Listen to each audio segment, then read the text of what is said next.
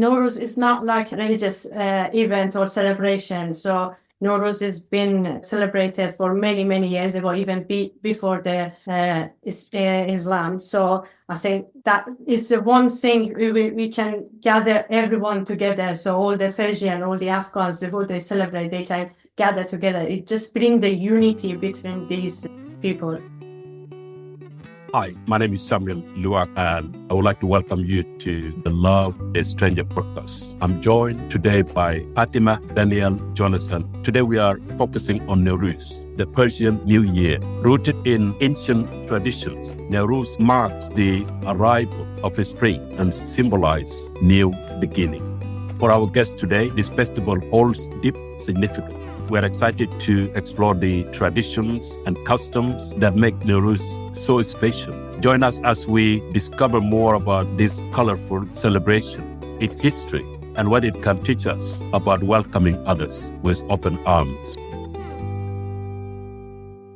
Today we are focusing on Nowruz, which is a time of renewal, hope, and celebration observed by millions worldwide. We're excited to explore the traditions and the customs that make Nowruz so special, as well as how it connects with them and community and identity as well. So let me begin with Jonathan. Jonathan, welcome to the podcast. Would you like to introduce yourself a bit to our listeners and tell us about who you are? Yes, certainly, Samuel. My name's Jonathan. I work for Welcome Churches, and I lived in Afghanistan for 5 years. Between 2004 and 2009, which is one of the places that they celebrate Persian New Year, Nowruz. And so I have plenty of Iranian, Kurdish, Afghan friends. And so I've heard a lot from them, in fact, about Nowruz. Thank you very much. Definitely we'll be hearing more now about that. So with me also Fatemeh. Fatemeh, would you like to introduce yourself to our listeners? Thank you, Samuel. Yes, I'm Fatemeh. I'm from Iran. I have been living in this country for several years, and I work for Welcome Churches. I'm the church engagement officer. Thank you. Daniel, would you like also to introduce yourself? Thank you, Samuel. My name is Daniel. I'm actually from Hong Kong, but I live in England for 20 years. I'm currently a clergy within one of the Church of England Church in Nottingham. And my involvement with the Iranian Christians is I've been working with them for many years, even before I trained for ordination. And I have just completed a piece of research about their faith practice. Thank you very much. So let me start with Fatemeh. The first question really is, what does Nowruz mean and why it is significant in Iranian culture? So Nowruz means new day. So in Persian or Kurdish or Dari language, no, it's new, and Ruz is day. So Nowruz is new day. And it's deeply significant in Kurdish, Iranian, and Afghan culture, each with its unique historical, political, and social meaning. While Iranian celebrate Nowruz as a national and cultural heritage, Kurdish use it as a symbol of resistance and freedom, and the Afghans incorporate it into their rich cultural tradition. And it's been celebrated for over 3,000 years and remains central in Kurdish and Iranian and Afghan culture. Wonderful, good introduction to the topic. Daniel, if I can just come to you to ask you, how does Nowruz mark the spring and the new year? So Nowruz happens every year around March 20th or 21st, so which is the springtime. And it's quite interesting, actually. The Chinese Lunar New Year, we have a very similar day, so actually around the same day, also the start of spring. And as in March, we know that the plants come out, the flowers blossom, so the spring is there. And I believe that the Iranians or the Persians use that as a mark of a new year because of the new life from spring. Yeah, that's really wonderful. Jonathan, would you like to add anything about that? Yeah, just one thing is that the Persians were very great studiers of the stars. And so Nowruz is very exactly timed at the equinox when the sun is moving into the northern hemisphere. So it has a very specific timing that's been derived from a long time ago. That's really important, yeah.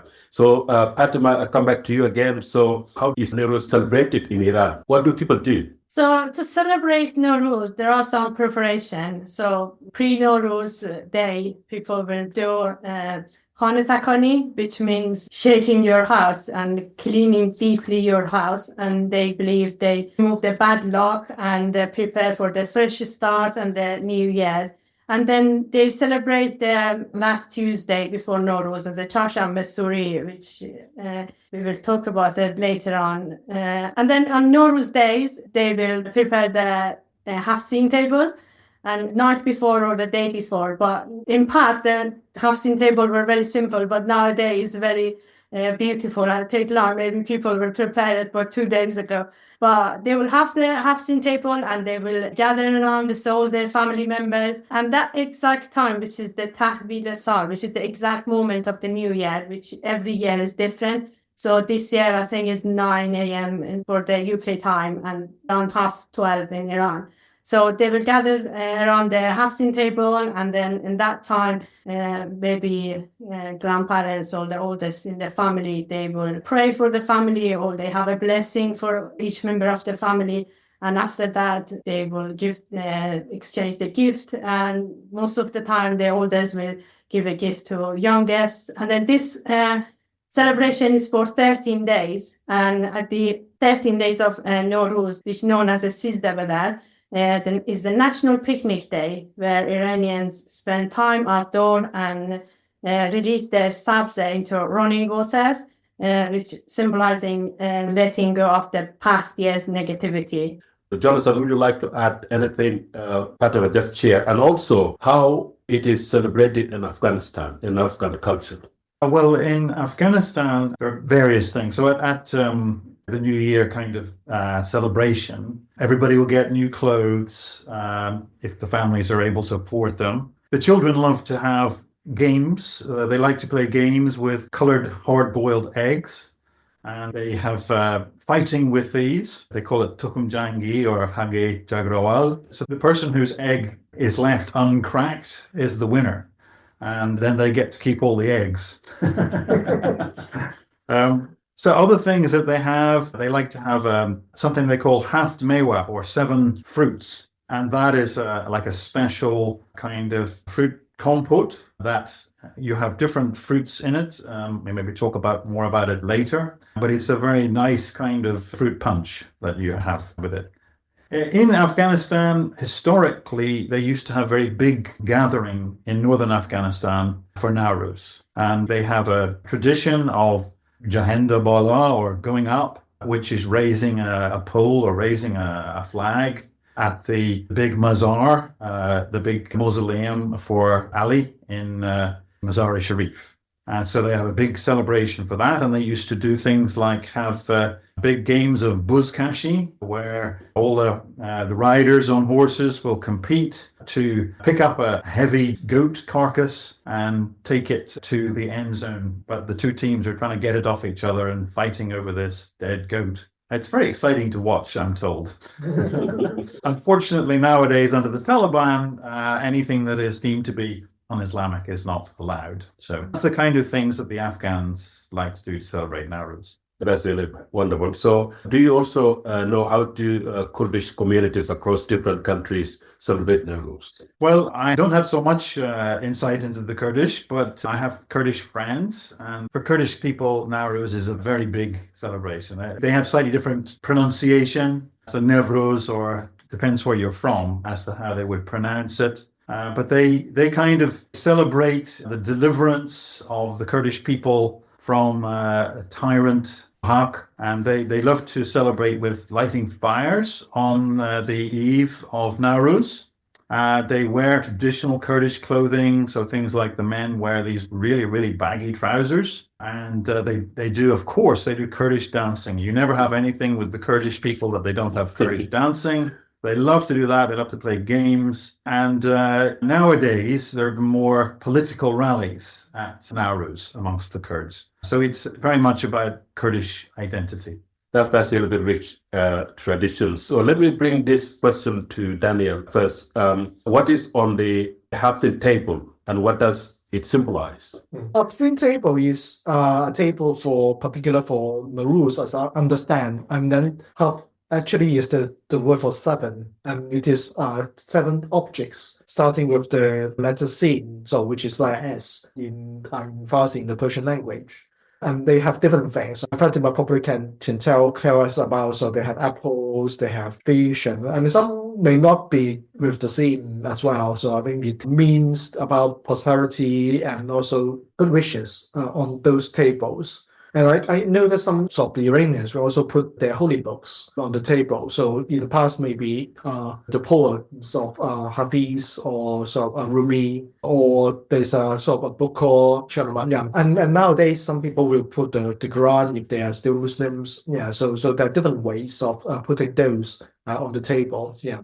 Yeah, Fatemeh, would you like to add to that, especially what does it symbolize? Yeah. So as I mentioned, Hafsin table is a big deal for Iranians. So every year we have to have that table. And as Daniel mentioned, there are 7 items, which is starting with letter Sin, which is S. So the first one is sabze, which the sprouted wheat and the lentil. It means a symbol of the growth and renewal. And the second thing is samano, which is the sweet pudding, and it's the symbol of the strength and prosperity. And another thing is senjet, which is dried oyster fruit, which is a symbol of love and wisdom. And another item is seed, which is garlic, and it means health and protection. And seed, which is apple, it means beauty. And sirke, which is vinegar, and you know how long it takes the vinegar to get ready, and that is symbol of the patience and the aging. And the last one is sumak, which is a symbol of sunrise and victory of good over evil. And sometimes people, for example, will use different item, which is the start this in, like coin, which is sekke for good wealth and wealthy year. And also some other items, additional item we use for Hafsin table, like a goldfish, it's symbol of the life and movement, or mirror, which is the self-reflection and truth, or candle, which is light and enlightenment, and painted egg, which means a new life. Or Daniel just mentioned, we use a book like a Shahnameh or Hafiz poetry, or like a Quran if they are still Muslim, or the Bible. So these are the items, but there are other, as I said, there are other additional items. For example, I remember my grandma always put the glass of water on the Hafsin table.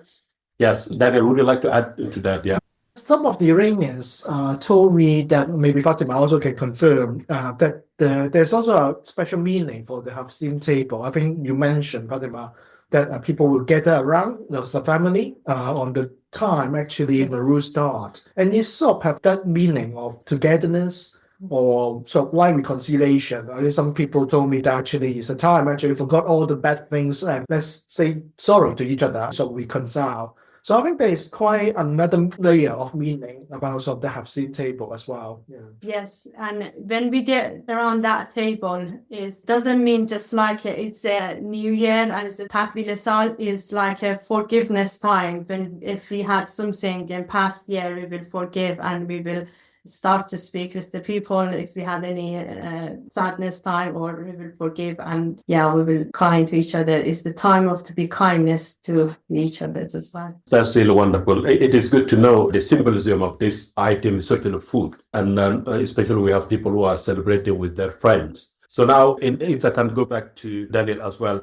in terms of why is lighting a fire is part of Nowruz celebrations in some places. And what does this represent? It's an interesting one, and I'm not quite sure I know exact origin of that. But Nowruz predates Islam, I guess is all the Iranians told me, and it comes from the root of Zoroastrians, which fire is a big thing. And one of the celebration or the ritual they did, it is on the Wednesday before Nowruz, isn't it? And then and they jump over the fire. And I actually had been one when I was doing the research, and a group of Iranians, I did that in England. So set a fire and I actually jump over, and it's quite fun. It's like a party, But I guess there's a meaning to get over some of the bad things as well. So you're sort of preparing for the new things to come. So it is sort of that a bit like a purification in a sense. Yeah. So Fatima may say some more, explain a bit more. Yeah, but if you can come in as well to this question, like why lighting the fire is part of Nowruz celebrations and does it represent anything? Yeah, Çarşamba Suri is the celebration when we have fire. So Çarşamba means Wednesday and Suri means red or festive. So it's Persian, so fire festival where people jump over the fire, as Daniel mentioned, and they will say Zardiye man asto, Sorkhiye to Azman, which means my sickness to you and your warmest to me. So this traditional symbolizes as purification and letting go to the illnesses and negativity before entering into the new year. And also meaning of the fire in Nowruz, as again Daniel mentioned, in Zoroastrian time is the traditional that fire had this very holy place in that religion and represents like a purification and renewal and burning away the past year's troubles and welcoming a fresh start. And also it backs to the kings in that time, Ahura Mazda, Ahura's Mazda's wisdom and truth, overcoming the evil. And also will bring the health and strength. So fire is believed to transfer energy. Fire will transfer the energy to the people and will take all the darkness and all the trouble they had in the past years. Thank you, Fatemeh. Jonathan, would you like to come in to add anything here? Yeah, just to say one thing that often confuses British people is that it may be called Red Wednesday, but it's actually the Tuesday night that you celebrate the Çarşamba Suri. A little bit very helpful, yeah. Thank you so much. So Daniel, I can go back to you to talk about the origin of Nowruz. Where does it come from? I think there's a bit of debate, but definitely there's sort of linked with the Zoroastrian, one of the ancient religion which come from the Persian world. But some people actually say that there may be even predate that as well. But a lot of for example, we talk about Çarşamba Suri, it is sort of the fire and all this sort of has some link with that origin. Yeah. And for Zoroastrians, fire, as I mentioned, is very important. They said their temple is a fire temple, so because it is related to their divinity as well. Yeah. So I think that probably is where it comes from. Yeah. Fatemeh, the same question as well. So what do you know about the origin of Nowruz? So it backs, as I said, Nowruz been celebrated over 3,000 years ago. So maybe in 6th century, the Nowruz was being celebrated. Also, even when after Arab conquest of Persia, Nowruz still was remain and continue as a major cultural event. And also Mongol time or the Safavid period between 13th and 18th century, still they respected the Persian traditional, and Nowruz was persisted to be celebrated. And also after 19th century and until now, Nowruz is celebrated across many countries, and including Iran, Afghanistan, Central Asia, and a part of the Middle East and South Asia, and is recognized as an intangible cultural heritage by UNESCO, and continues to symbolize cultural identity, renewal, and peace. It might change by the time. For example, maybe past they were celebrated for 5 days or 6 days. These things it might change, but the Nowruz itself as a new year and a symbol of renewal being celebrated for many, many years ago. That's wonderful. Yeah, Jonathan, would you like to come in as well? Other traditions around or ideas around the origins of Nowruz. So in the Shahnameh of Ferdowsi, it talks about how the mythical king Jamshid defeated the evil demons at Nowruz, and then had a great celebration. And that was supposed to be the first celebration of Nowruz. But the Kurdish have a very different kind of tradition. They celebrate the defeat of the evil tyrant Zahak by Kawa the blacksmith. And Zahak he had snakes coming out of his shoulders, and they required human sacrifice every day. But the Kawa and some of the others, they conspired to save people. And then after they had saved enough people, after 100 years or something, they rose up and they defeated the evil tyrant Zahak. And so for Kurdish people, it's about the deliverance from evil. It's about the freedom coming. That's what they're celebrating at Nowruz. Hi, it's Emily again. Just popping into the podcast to tell you about the opportunity for your church to make Welcome Churches one of your mission partners. We are equipping and resourcing the UK church in lots of ways, from our online welcome network, which refers refugees to local churches for a welcome, to resources such as our refugee wellbeing videos and bespoke training for churches in their local setting. We can only continue to provide excellent, innovative resources with your help. So we would like to invite your church to make us your mission partner. That means giving a monthly gift to us, and in return we will send you updates that you can use to pray for us, and so that you can show your church the impact that your gift is making. Speak to one of the Welcome Churches team or go to welcomechurches.org/mission partner to learn more. And now back to the episode. Right. So if we come to some personal connections, Fatemeh, what are your personal memories of Nowruz celebrations in Iran? So my personal memory back to my childhood, because I think everyone's best memories is in their childhood, and I had the best time when my grandparents were alive, and we used to go to their house and gather around the half-seen table, and then granddad will give us the AD, which is gift. So, and we're so happy.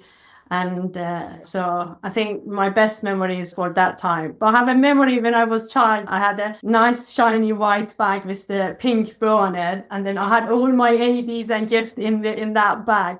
And I left it outside. So I don't know what happened. I was around 7 or 8 years old. And then when I came back to see that my bag wasn't there, and I was very upset for not having AD. And all the kids had their gifts and their money they were showing me, and I didn't have mine. I was very upset.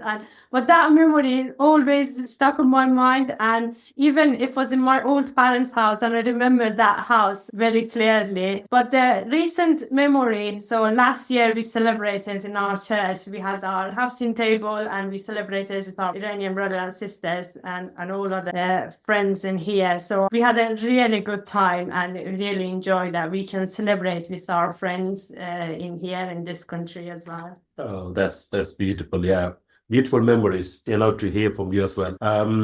Jonathan, the question really is, are there any political challenges to celebrate Nowruz today? Well, I think in terms of political challenges today, I think there are political challenges. I'm thinking particularly Afghanistan, where the Taliban have banned public celebration of Nowruz.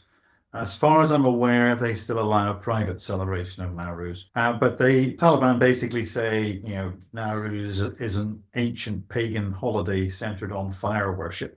They say it's non-Islamic and Zoroastrian. So they banned it, basically. So it's a challenge politically for those who would like to celebrate it. And similarly, in a way, for Kurdish people, because Nowruz is such a symbol of Kurdish identity, then the countries where many Kurds live, who don't want Kurdish people to have a homeland of their own, they don't like this assertion of Kurdish nationalism. So it can be a challenge. And for example, in 1992, I think 90 people were killed in Turkey at a Nowruz celebration because the government was cracking down. And there have been crackdowns against Kurds in Turkey and in Syria around Nowruz time in different, it kind of fluctuates. Yeah, thank you. And also from intercultural learning point of view. So can you also mention how Nowruz become some sort of a platform for cultural expressions, especially among Afghan and Kurdish at home, and also those who live abroad? Well, I think one thing I've observed is that for the Kurdish people, for example, the Nowruz holiday is something that they feel is very Kurdish. And it has really risen up as an expression that's getting more linked to Kurdish nationalism, which is uncomfortable for some of the other countries, the other governments in other countries. But you will often then find political rallies, and along with that comes a lot of cultural expression. So there may be Kurdish poetry or Kurdish games or Kurdish dances that are going on, different Kurdish traditions being used. So they love to gather people here in the UK. They'll love to celebrate Nowruz, and they'll be very happy to have their English friends come along and join in with all the dancing. There's always dancing when you have Kurdish parties. Yes. Yeah. Good food. Yeah, and good food. Yes. Good food, yeah. Fatemeh, what about as a cultural expression, of identity as well, as you just mentioned? How is different people at home in Iran and people, let's say in the UK? What are the differences in terms of being a culture to express? So in Iran, as I said, it's a big deal to celebrate Nowruz. So people will have their new clothes. They will go for Eid Dani, like to go to visit their family members, and they will celebrate. And in this country, when the people living in different country of Iran, so it's sometimes they get busy because it's not holiday in those times, and they get, as I said, they get busy. But I always say to my kids, because this is our traditional, we should keep our traditional and celebrate, our New Year's and Nowruz. So. Yeah, Daniel, would you like to come in as well? Yeah, some of my Iranian friends, or actually some research I have read about Nowruz, which is not many, particularly among people become Christians from Iranian Muslim background. And one of the things they highlight is about the importance of a Persian identity. And Nowruz is one, actually, to hold on quite tight. And to a degree, actually, actually is a lot of protest against their previous religion. So actually, because they want to hold on that pre-Islamic identity as of Nowruz, and actually, because I'm no longer Muslim, I actually hold more closely, also tightly about that identity, and that's quite interesting about that religious identity change after the conversion as well. Yeah, Jonathan, why it is important for people to preserve Nowruz today? Well, I think one of the things is what Daniel just been touching on, in that it is something that is common, that all Iranians can have in common, whether they are Muslim Iranians, whether they're Christian Iranians, whether they have no religion, whether they're Zoroastrian Iranians. It's something that can bring everyone together. And that is, I think, why, for example, the Taliban don't like it, because they want everybody to have an Islamic identity rather than an Afghan identity, or a separate ethnic identity of the different ethnic groups in Afghanistan. They want them to have that one Muslim identity. So I think it's important because it's something that brings people together, and it's not forcing them into one religious identity or another. Yeah. Fatemeh, would you like to add to anything why it is important to preserve it? Yeah, so as just Jonathan said, Nowruz is not like a religious event or celebration. So Nowruz has been celebrated for many, many years ago, even before the Islam. So I think that is the one thing we can gather everyone together. So all the Persian, all the Afghans, who they celebrate, they can gather together. It just brings the unity between these people. Yeah, Daniel, whenever there is any tradition that has not been rooted in a Christian tradition, people ask usually, is it okay for Christian to celebrate Nowruz? What do you think? It's a tricky one, because Nowruz does have that link with Zoroastrians, and some people, particularly more conservative Christians, may find, actually, that may not be the best thing. And it is a challenge. I mean, I'm Chinese myself, so there is a loads of traditional Chinese religion which has very similar. So how do I actually navigate that the cultural identity, which comes from a little bit of link to the new identities they have as Christians? And it's always a tension. And I just being reminded about in the first letter to the Corinthians by Paul. You mentioned that not everything is beneficial, but you can do everything, but actually be very careful about what you do. And I think that is a principle there. And Paul does, in the Acts of Apostles, mention about when he went to Athens and saw different things, and he used that as a way to tell others about the good news of Jesus as well.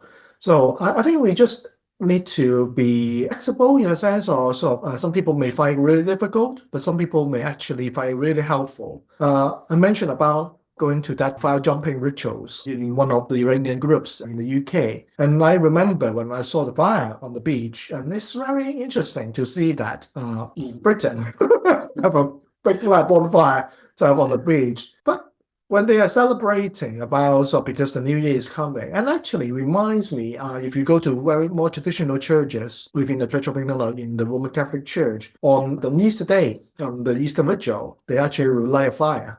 And actually, there's some very similar meaning of the new life because we're sort of celebrating the resurrection of Jesus. So there's sort of some similarity, and talking about the Hafsim table, about sort of that forgiveness and also that reconciliation. And my research is actually sort of reflecting theologically what actually means, particularly linked to the Holy Communion. So we have the Holy Communion table.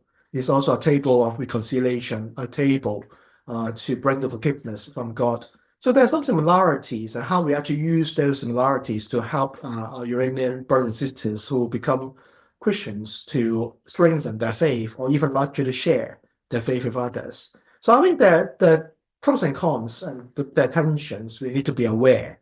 But I don't think that actually we just say no, but I think we just need to be quite mindful about some different aspects of that. Thank you. Jonathan would like to come in as well. Yeah. I mean, I think from my experience, I don't think I've actually met Iranians or Afghans who have attached a lot of religious significance to their celebrations of Nowruz. So I think most of them see it as something Persian, see it as something that's kind of tied up with their identity, and they certainly don't see it as anything Islamic, and most of them don't really see it as something Zoroastrian. They see it as just something cultural.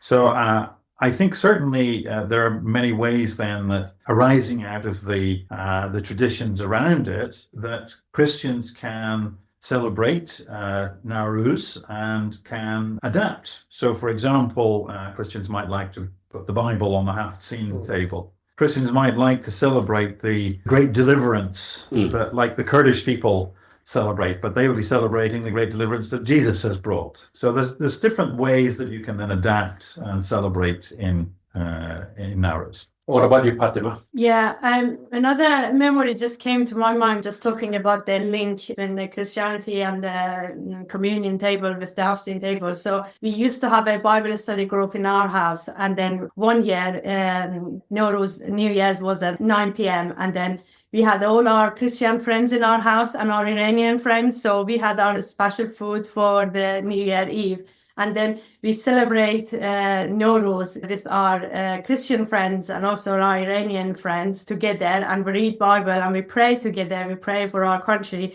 So it's a great moment for everyone, and especially for those people who are living far away from their country. They can't celebrate with their family and their loved ones, but it's great to be celebrated here with the Christian friends. That's wonderful. Yeah. So the last question I have for all of you is, do you have any advice to give to people or someone wanting to celebrate or join Nowruz celebrations? Daniel, do you have an advice for people who would like to, especially those who are maybe have zero knowledge of what we are talking about, then they will learn from this? I think, as I said, for Iranian Christians, I will probably encourage and go with them. Some people may actually, from a more conservative background, think, no, then we respect them. But I think, again, if they want to, and it's how we actually help them to understand some of the meaning, which can be linked back to some of the teachings in Christianity. And for British Christian, go for it. I think it's great fun. A lot of times we have big parties and just enjoy. I think enjoy knowing that culture and how important to our Iranians, our friends and brothers and sisters. Yeah. Fatemeh, do you have any advice for someone who wanted to join Nowruz celebration? Yeah, I agree with Daniel. Just go for it. Go and celebrate with your Iranians or Afghan or Kurdish, and you will get the best food, like cookies with chickpeas or rice flour. So lots of delicious things you will get. And also, it's important for them to celebrate. I said before, we celebrated last year in our church. And for me, personally, it was very important. And I had the best feeling after that when I left the church and celebrated with all my friends. What about you, Jonathan? Yeah, I mean, I personally, I found it's really good to go and encourage my Iranian and Afghan Kurdish brothers and sisters by going to such celebrations. It's a lot of fun, good food, dancing, but more than that, there's a connection with people that you can get by, if you like, honoring them and going to their celebration. They really appreciate that. That's really wonderful. So for me, the first time I ever joined Nowruz celebration was 10 years ago. I was invited by my Kurdish friends. I didn't know anything about it, but I enjoyed the food and friendship. But now definitely I would like to join really, knowing, from the knowledge that you have just shared today. So hopefully this will help people, especially people who are celebrating Nowruz across the UK and also with churches. And I, as you just gave advice to people, so I just want to say to people, go for it, join friends and celebrate Nowruz. Thank you so much once again, Jonathan. Thank you, Daniel. Thank you, Fatemeh. That's been really wonderful to be part of this session with you. Thank you so much, and thanks to those who are listening to us. Thank you for listening to the Love the Stranger podcast, a podcast brought to you by Welcome Churches. You can find out more about Welcome Churches' work, including how to donate, at welcomechurches.org. Please like and review, share and subscribe to our podcast to help us spread the word.